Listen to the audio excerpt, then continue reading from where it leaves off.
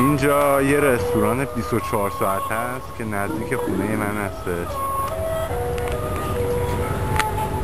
و شما هر وقت شب بان روز داشتی از گشنگی میمردی میتونی بیا اینجا غذا بخوری بعدش بمیری. چون شاید مردی نمیدونم. هندی هستن و مسلمون و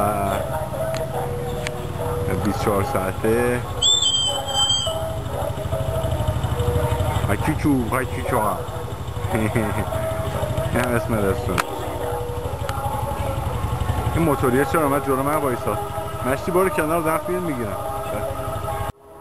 کاشکی رو تاقچه دلت آینه باشم گم شدم تو رشت اهلیه چشای آروم شدم کاشکی شوی دشت گل برات لالایی بخونم